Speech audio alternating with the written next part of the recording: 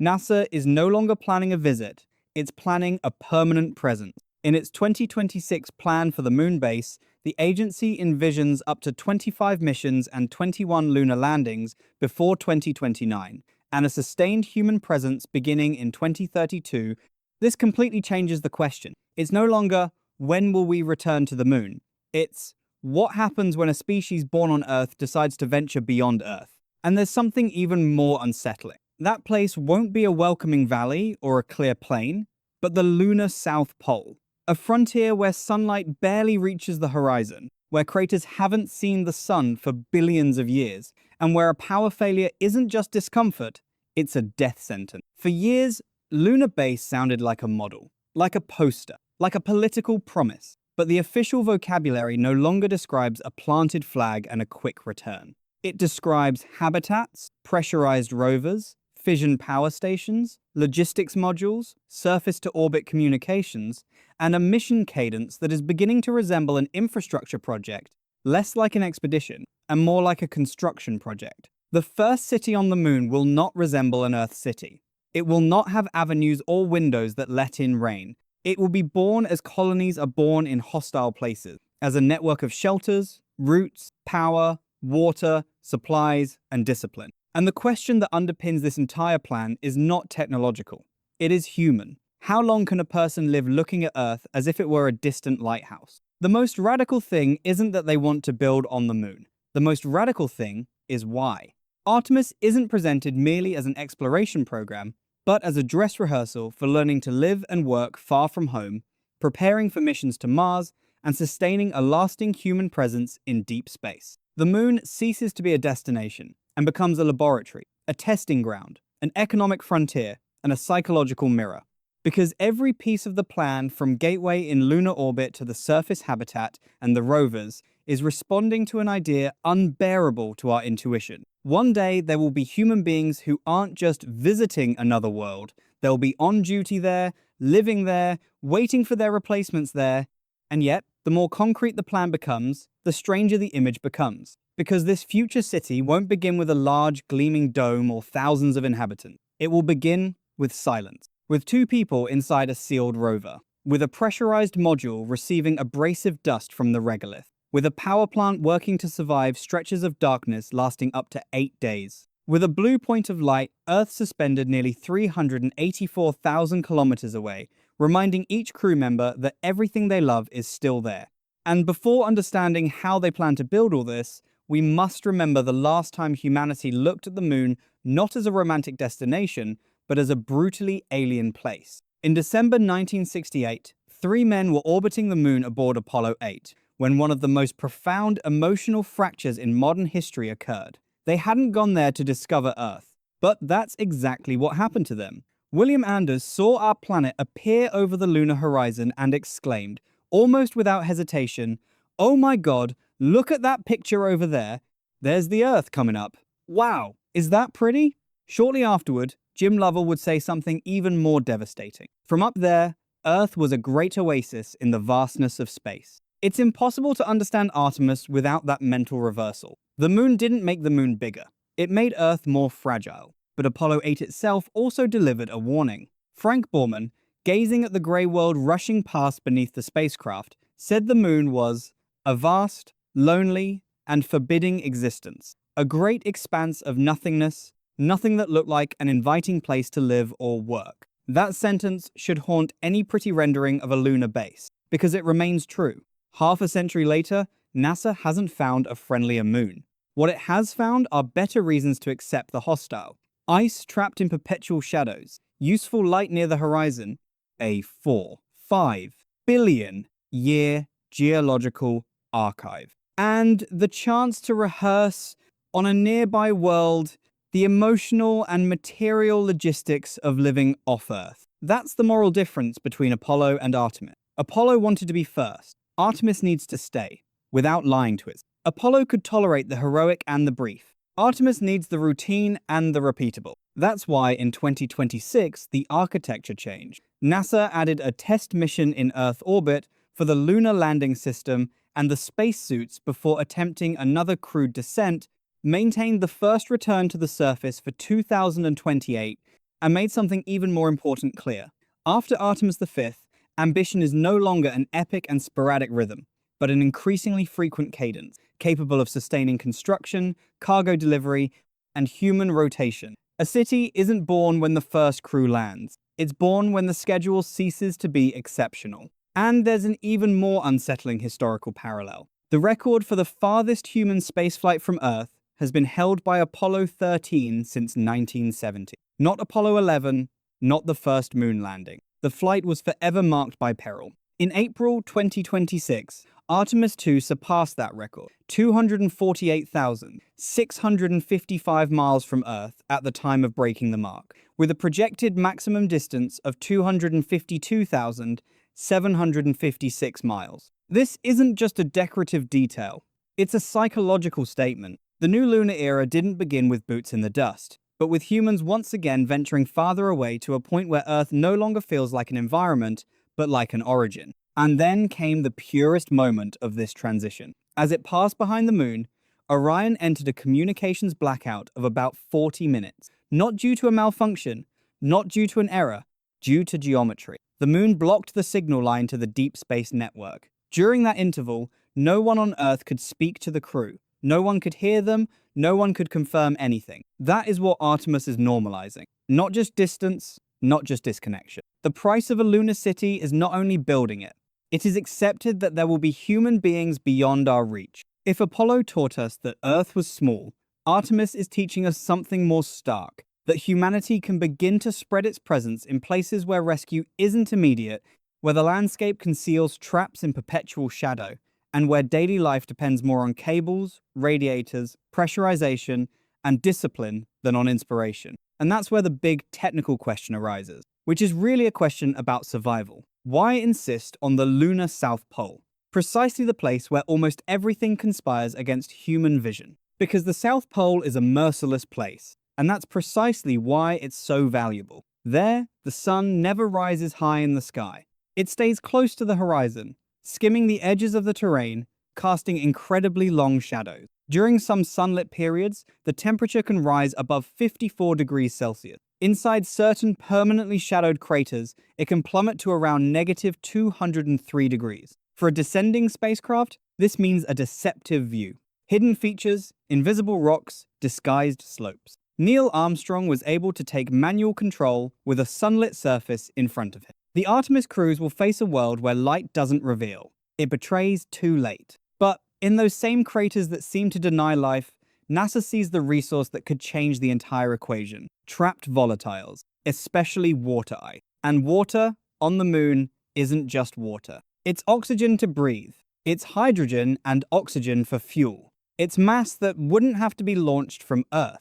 It's self-sufficiency. Jake Bleacher, NASA's chief exploration scientist, summed it up with a brutally simple sentence. Those volatiles have a story to tell about the history of the solar system. So the South Pole is two things at once. The most difficult place to live, and the only place where long-term living begins to make physical sense. Now, a city isn't built on empty promises. It's built on architecture. And the architecture of Artemis isn't a single complex, but an ecosystem. In lunar orbit will be Gateway, a small station that NASA defines as a multi-purpose outpost to support surface missions, lunar orbit science, and deeper exploration. Its Halo module arrived in the United States in 2025 for integration, and its function is almost domestic in the official description, to provide space to live, work, conduct research, and prepare for landing. Docking ports, power distribution, data management, thermal regulation, communications, it doesn't sound poetic. It sounds exactly like what makes it possible for poetry not to die frozen.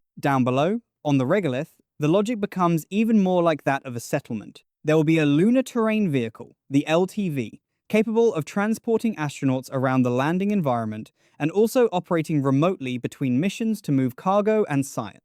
NASA describes it as a hybrid between an Apollo-style rover and an unmanned Mars-style rover. That is to say, human legs when there is a crew, robotic persistence when there isn't. Alongside, it will appear the pressurized rover, a mobile habitat where astronauts can live and work while traversing much greater distances without relying on treks from a single base camp. That changes the mental scale of the place. A base isn't a point. It's the radius of action for its inhabitant. The LTV extends the immediate reach. The pressurized rover extends the duration, relative comfort, and possible science. NASA and Japan even formalized an agreement for JAXA to design, develop, and operate that pressurized rover, a vehicle capable of housing 2 astronauts for up to 30 days near the South Pole, with planned use starting with Artemis the and for approximately a decade. We're no longer talking about going out to explore.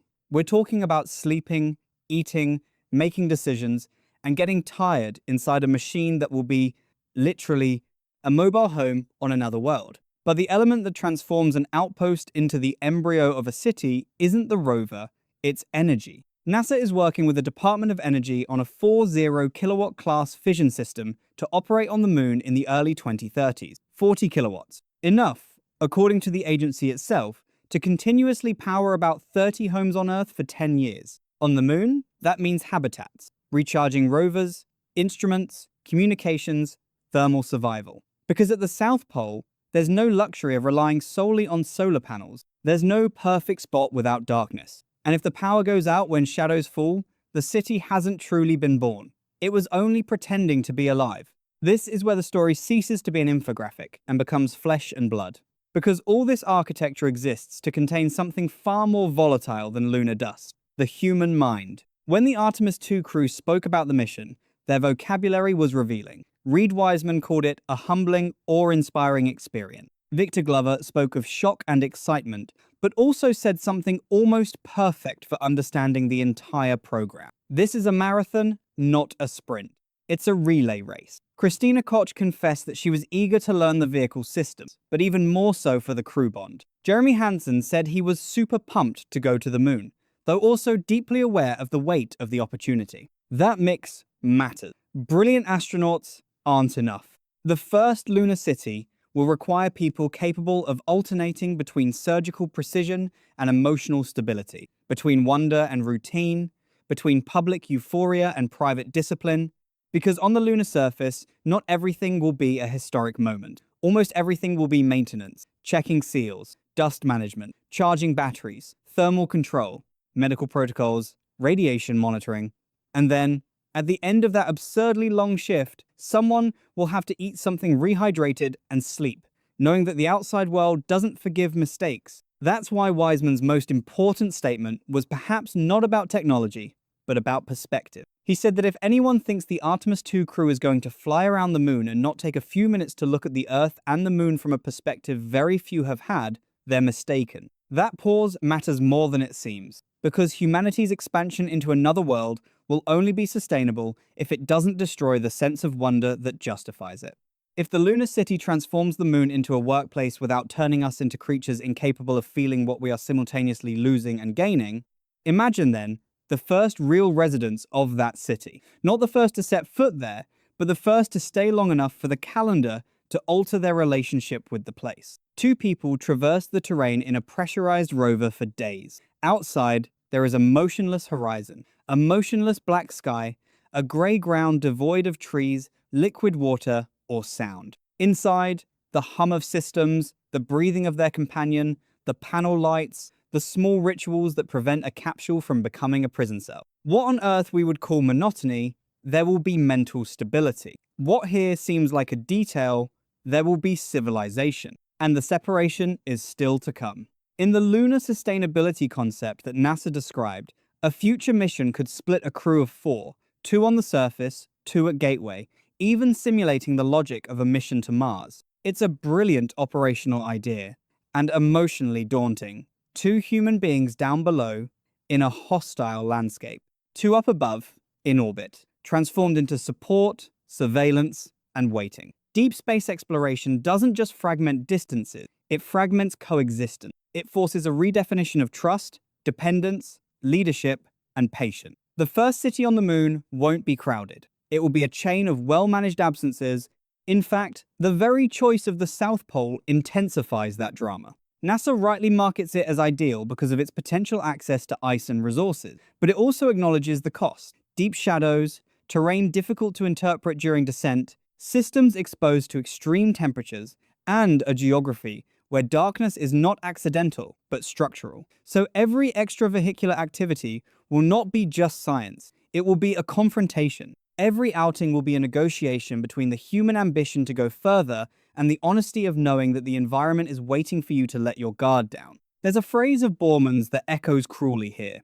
The moon didn't seem like an inviting place to live or work. And yet, that's precisely the project. Not to make it friendly, to make it habitable. That difference is immense. No one is going to domesticate the moon. What Artemis attempts is something far stranger, to design pockets of humanity robust enough to withstand a world that will remain, in essence, hostile. Modules where one can cook something, analyze a sample, have a conversation, review a map, or perhaps look at a family photo, not to conquer the landscape, to suspend it for a few hours on the other side of a wall. And there the deepest dimension of all emerges, the lunar city as proof of identity. Victor Glover said that Artemis is a relay race. He's right. The first residents won't be isolated pioneers. They'll be temporary custodians of a chain that began with the Apollo astronauts and that may one day reach Mars. They'll live on the moon knowing they aren't just building a camp, they're building a habit. And when a species manages to make a habit of the impossible, it ceases to be the same species. So what's the real plan? Not a moon landing, not an isolated base. The plan is a sequence of birth. According to the 2026 presentation on the moon base, Phase 1 from now until 2029 aims to experiment and learn, with up to 25 missions, including 21 surface landings. This would include crewed and autonomous rovers, communications satellites, observation satellites, hopper drones, and the first tons of cargo. Phase 2, between 2029 and 2032, pushes toward early habitation. Up to 24 more moon landings, up to 60 tons of cargo, semi-permanent infrastructure, and the first nuclear power system. And Phase 3, from 2032 onward, no longer minces words. Sustained human presence, routine crew rotations, semi-permanent living modules, an advanced logistics network, and up to 38 tons of cargo per year. In any other context, that would already have an obvious name, a nascent city. Not for aesthetic reasons, but for functional ones. Because a city isn't about height, it's about continuity. It's not about density, it's about interdependent infrastructure.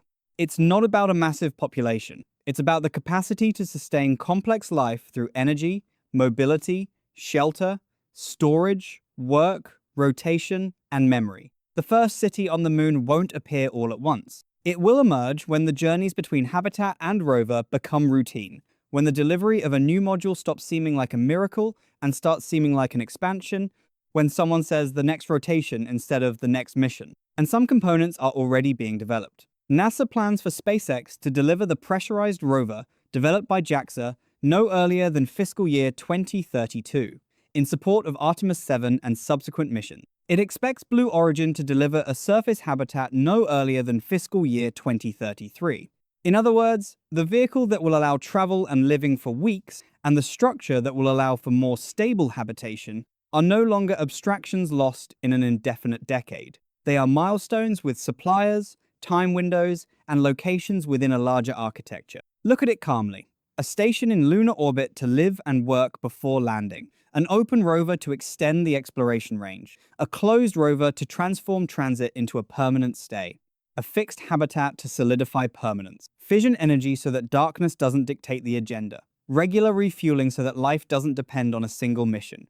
Communications between the surface and orbit. Experiments to extract local resources. It doesn't look like a city because we still think of cities as shapes, but the shape will come later. First comes metabolism, and NASA is already designing that metabolism. The real revelation, then, is that Artemis isn't trying to replicate Apollo on a larger scale.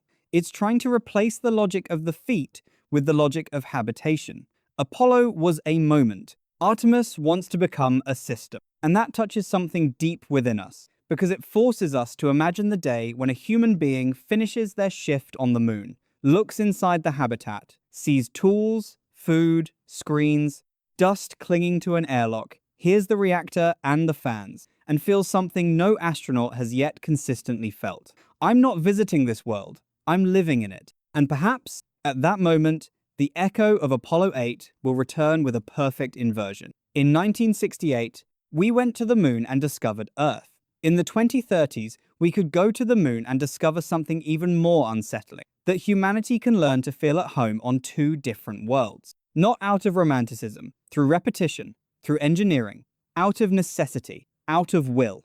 That will be the true first glimpse of the lunar city, not when the camera shows it from the outside, but when someone from within stops calling it the base and starts calling it home. So, no, Artemis isn't just about laying footprints on ancient dust. It's about something far more irreversible, testing whether an Earth-based civilization can begin to extend its routine, its energy, its conflicts, its science, and its intimacy to a second landscape. And if that happens, the moon will cease to be Earth's nighttime mirror and become the first extraterrestrial neighborhood in human history. Not a friendly place, not a comfortable place, but an inhabited place. And we haven't even gotten to the most delicate part yet, because building the city is just the beginning. Then comes the truly difficult part, extracting water from a world that hides it in shadows at negative 203 degrees Celsius, converting that ice into oxygen and fuel, and keeping a crew alive when a reactor,